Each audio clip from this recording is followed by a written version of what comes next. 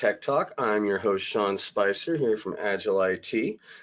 Today, we are finally starting the Perfect Secure Score sessions, where over a period of 8 to 12 Tech Talks, we are going to work through the entirety of Microsoft Secure Score in an attempt to get a perfect secure score, and in the process, expose all of the capabilities within the Microsoft 365 security stack and how they can help defend you against threats such as ransomware, phishing, and even internal threats. So today is going to be pure demo. There's no PowerPoint.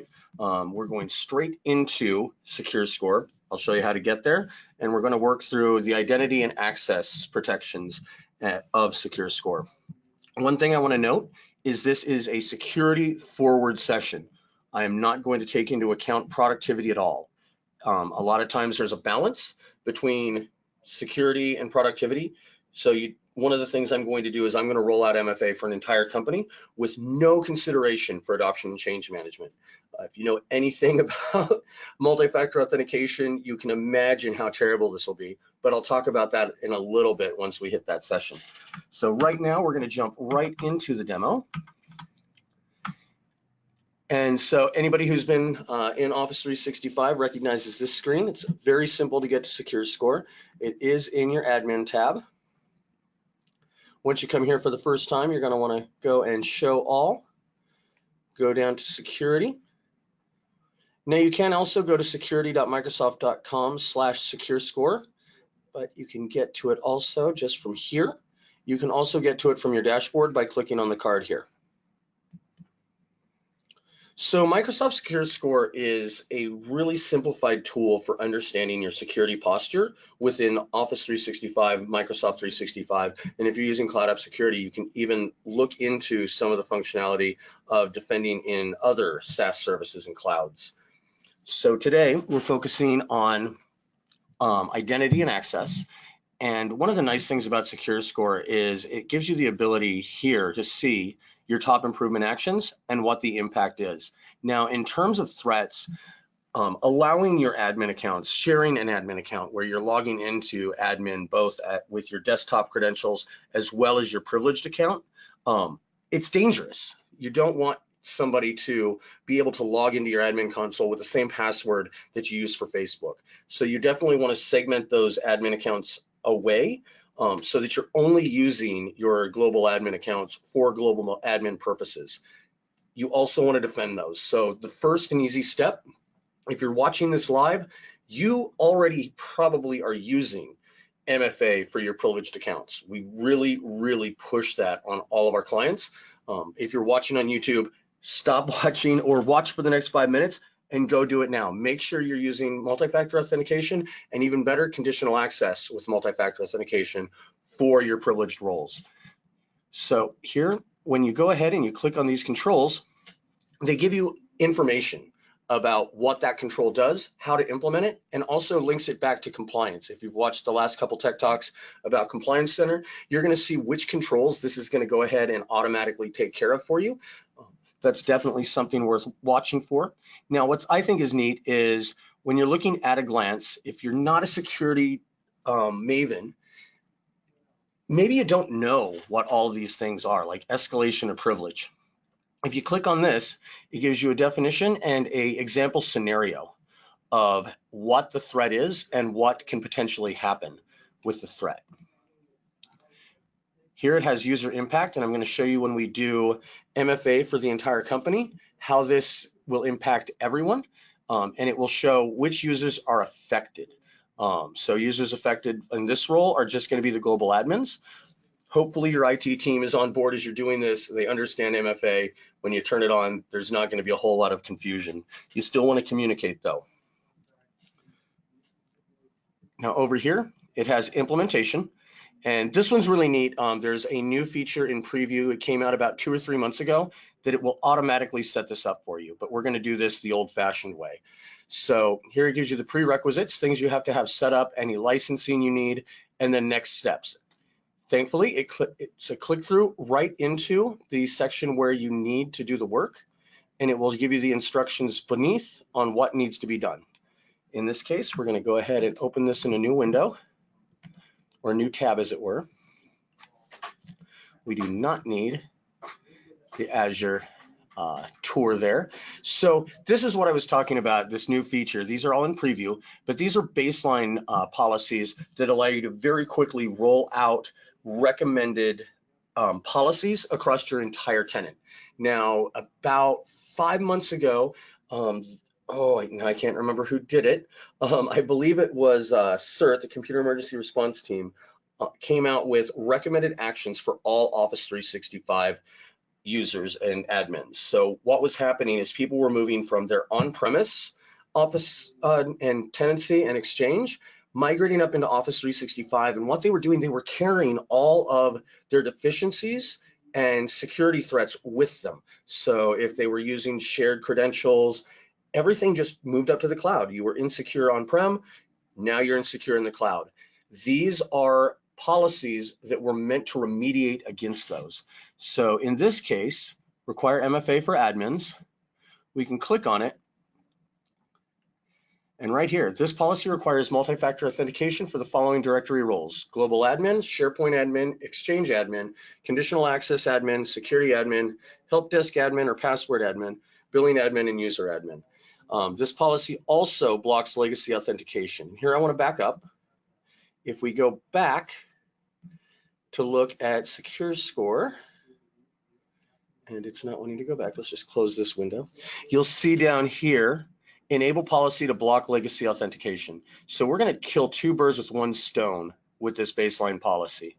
And I'm going to show you, but I'm not going to do it. If you click use policy immediately and save, it's going to automatically deploy MFA for all of these admins. No additional work needed, except answering all the phone calls you're going to get when somebody says, hey, I can't do this in SharePoint. It's telling me that it's sending me a code to log in and I'm not getting it. And you realize you don't have phone numbers for MFA to work for those users. So we're not going to save. We're going to go ahead and close. Edits will be discarded. So, but we do want to enable MFA for admins, but I want to get a little bit deeper into this and show how it works. So we begin, whoops,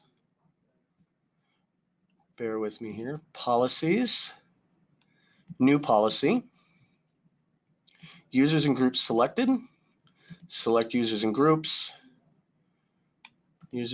select,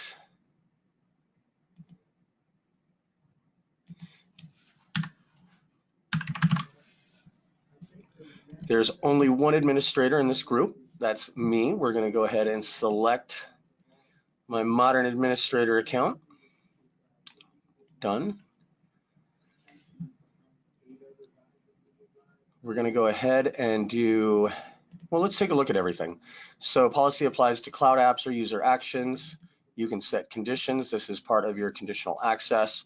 So again, you'll hear us talk when we talk about security that you've got both user and device health and risk levels. And you'll see that later in Secure Score where we'll see at-risk users as we start to configure things. So we want to go down here to session, and session controls enable limited experiences within a cloud app.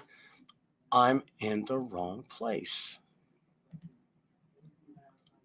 So I want to remind you guys that I am the director of sales and marketing. I'm not the engineer who will be putting these things in place. Another thing to note is that when we do deploy security, we do it through PowerShell, utilizing a set of Agile IT defined baselines that we work with you to set so that they can be set to become permanent. Even if somebody comes in and turns them off, you can either get an alert to let you know that that's been turned off. You can also set that here, clicky style, but it can also immediately go back to your desired configuration state without any action from you. So nobody would be able to ever turn off multi-factor authentication for those admins.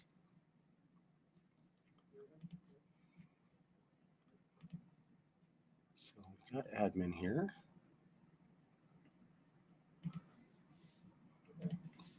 Here we go.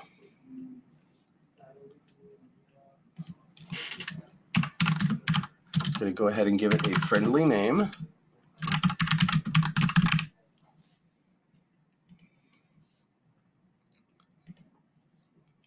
Here under grant, it is require multi-factor authentication. We're going to select that, and then we're going to create it. And successfully created MFA for global admins has been done. It'll be enabled in a few minutes if we have enable policy set to on, which we do. We're going to go ahead and close this. Now, when we go back to Secure Score, it's not going to show us that this has been done yet because it generally takes 24 hours for everything to update. I've seen it happen as quickly as an hour, but it's not as, it doesn't have such tactile feedback that you'd like, but you're still going to get those updates over time. Let's go ahead and use that baseline here and enable it for everybody globally, just to show how easy it is now that you see where to do it. We're going to use policy immediately, click save. Successfully updated baseline policy. Require MFA for admins. Policy will be enabled in a few minutes. Once again, that's done. Now we're going to go ahead and close out the Azure Conditional Access section. Now require MFA for all users. This is going to be done the same way within the Azure Access Portal. And more information required. We're going to go ahead and we're going to, you know what, let's skip for now. I'll add that later because I do not want to give out my phone number to everybody on YouTube watching this. But I will need to put in my phone number in order to fully enable MFA. Now we're going to wait through the loading screens. Now, earlier I talked about the immense problems that can be created by enabling MFA for an entire organization blindly. So immediately productivity is going to grind to a halt. Ms. Bowman over in marketing is not going to be able to log into anything. She's not even going to be able to issue IT tickets because she's not going to have access to her email without authentication. So she's going to walk down the hall. She's going to be in your IT desk along with 90% of your other employees. So there are definite actions to take in order to inform your company and inform your employees that you're going to be moving forward with conditional access and multi-factor authentication in their accounts. Generally, what we look at is about 4 to 5 emails that are saying, hey, this is coming. Hey, this is what it is. This is why it's good for you. This is why we have to do it. It's happening on this date. Oh, reminder, it's happening on this date. And then, hey, we're turning this on tonight. You're still probably going to have probably 5 to 10% of your company that is ignoring the emails from IT. Oh, it went to my spam folder, whatever. But you definitely do not want to click this button. Well, this is service admin. We're going to go ahead and just enable it there. Don't get locked out. This can potentially prevent your admins from accessing Azure. Exclude at least one admin. Now that excluding at least one admin, we've written a blog and I'll put that in the write-up about break glass policies. That is generally an admin account that is not technically shared, but it has credentials that are split up between multiple people. When the fires occurred up in Northern California, I know of at least one client when the cell towers went down, they were unable to use MFA. Thankfully, they had a break glass account in place. They were able to use that account in order to turn off MFA for the entire company. And the productivity loss in that specific location that was affected, where they couldn't get the authentication text messages, they couldn't get the messages to Microsoft Authenticator on their phones, they were able to turn off MFA through the period of the disaster and continue working. Getting locked out of all of your company's tenancy is not a pretty situation. But again, I will put information about the break glass policies in the end write-up. I'm going to go ahead and leave. We're going to skip for now. Skip for now.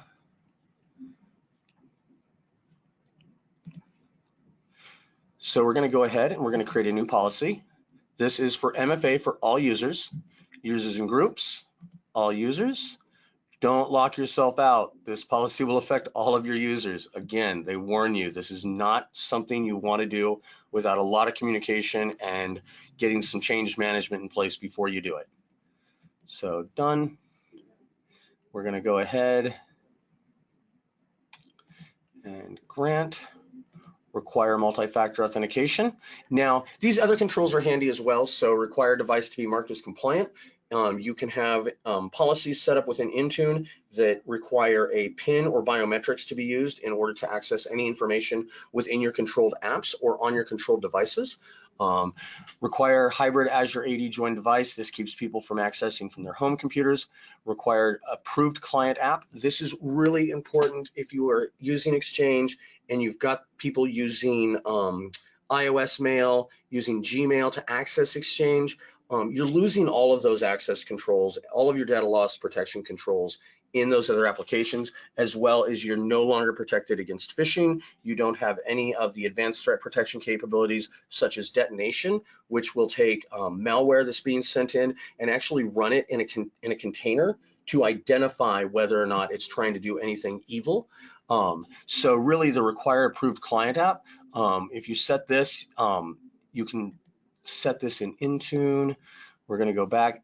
So these are the automatically set ones. You can also set your own, but again, what you're looking at here for email that I was just discussing is Microsoft Outlook. So we are going to go ahead and get rid of this, require multi-factor authentication. It's probably going to give us one more warning. We're going to create it up. MFA for all users. And I didn't set it, did I?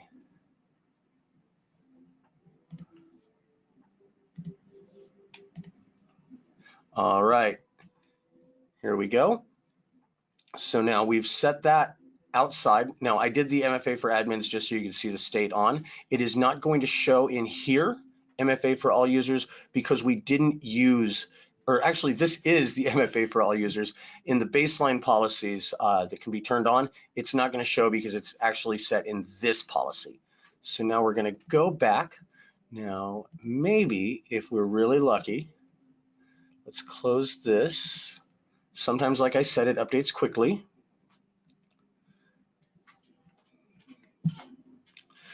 Nope, it has not come through yet. So one of the nice things is, because this is going to be a multi-session tech talk where we go through all of the secure score controls, and let's go ahead and look at all the improvement actions. There's quite a few in here. We'll be able to see this on a week-to-week basis as we start to change our security posture using secure score to guide us. So next, we're going to go ahead and enable policy to block legacy authentication. So legacy authentication, let's actually look and see if they'll explain it for us. Nope, it just has information on how to do it. So legacy authentication is, and I'm not remembering the acronym right now, there are less secure ways to authenticate where the tokens are not as encrypted. So SHA, and using these old ways to authenticate allow people not only to access things or access your environment with unsanctioned applications, it also allows certain malware and scripts to do things like password cracking, just brute force. So really what you want to do is you want to work with modern authentication.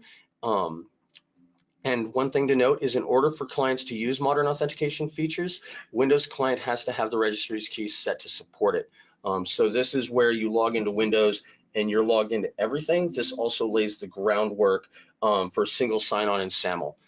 So let's go ahead, Azure AD Conditional Access Portal. We're going to open this up in a new window so we have the instructions available in another, and it walks us right through it. Oh, we're going to skip now. Somebody remind me after this that I need to go ahead and put my phone number in here. And then next week, what you'll see is actually the user state, if you aren't using MFA, of what that authentication looks like. So we're going to go ahead, we're going to create a new policy. We're going to set conditions, client apps. We want to configure yes, then select only mobile apps. Pardon me. So mobile apps and desktop client, modern authentication clients. And then we want to, where is it? Grant and block access.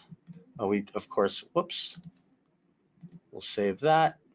we want to go ahead and save things.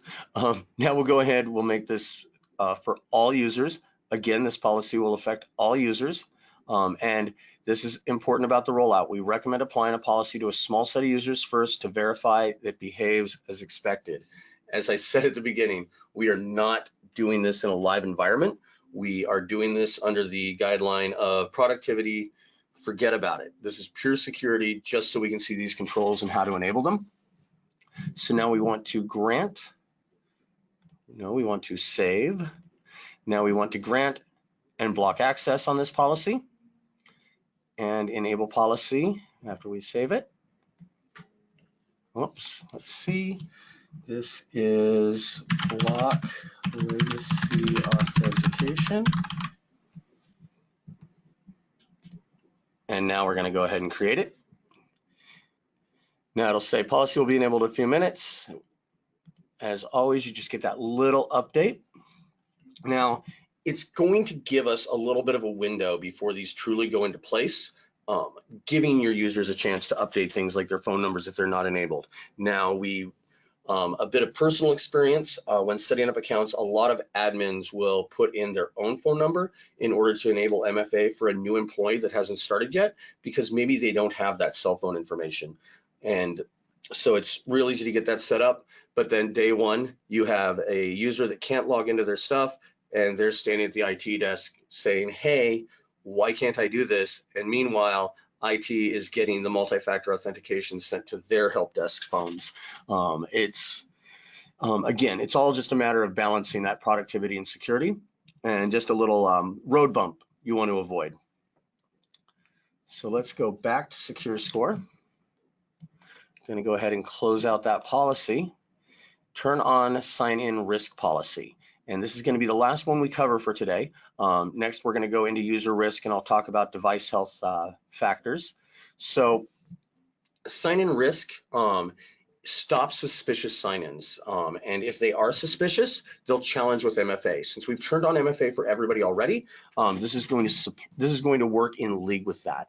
So in this case, we want to go to Azure Identity Protection. Again, we're going to open up in another window. Now, more information required. We're going to skip for now. Let's see how many times it asks this time. Oh, only once. All right. So for the users in this policy, pardon me, let me get a drink of water here. We need to set the conditions and the risk level under which the policy triggers. In order to do that, we just need to switch the enforce policy to on, select conditions, select a risk level. And now these are automatically set. If you get some info here, you can see where these risk policies are set. One of the great things about working with Azure Active Directory is you can actually look for password and credential reuse. So breach replays, and that stops things like rainbow table attacks, where somebody has a large list of usernames and credentials and tries to match them blindly against the credentials within your organization. So the sign-in risk level is automatically set to low, medium, or high. Let's go ahead and set this for a high risk and select. And then in a later session, we're going to get information on which of our users are currently at each of these stages of risk, and we can go in and look at those policies deeper. So enforce policy is on. It's set for all users. Select a control, block access, and require MFA. So it will challenge them for MFA. It will give you the estimated impact. It is not going to show up in here because this is a demo tenant that was just spun up today. But if you were in a live environment, this would show you how many users were going to be affected by it. Now we're going to go ahead and save. And that's it. We have set up a sign-in risk policy. So far in this session, we have looked at setting up multi-factor authentication for your admins, multi-factor authentication for all users. We've seen the user impact where it's reminding me, hey, go ahead and within the next 14 days, you need to put your phone number in or link this to the Microsoft Authenticator app or you're going to get locked out. We've seen the warnings that occur when you're trying to make these changes where it may impact the productivity within your organization. And we've seen that sometimes I get lost during tech talks. But thank you very much for everybody watching live. We're going to open this up for questions here in a minute. For those of you watching on YouTube and or on the blog, go ahead, give us a like and a follow, and ask any questions in the comments. We try to get back to those at least once or twice a week and follow up for people who aren't currently clients. As a reminder, Agile IT Tech Talks are a benefit for Agile IT's MSP and CSP clients. And every week we come and we expose new features and functionality within Microsoft 365 in order to make sure we're getting the most out of the environment. Next week, there will be no Tech Talk because it is Thanksgiving. And I hope everybody has a great day and a great weekend. And we're going to go ahead, stop recording, and move it on to the Q&A.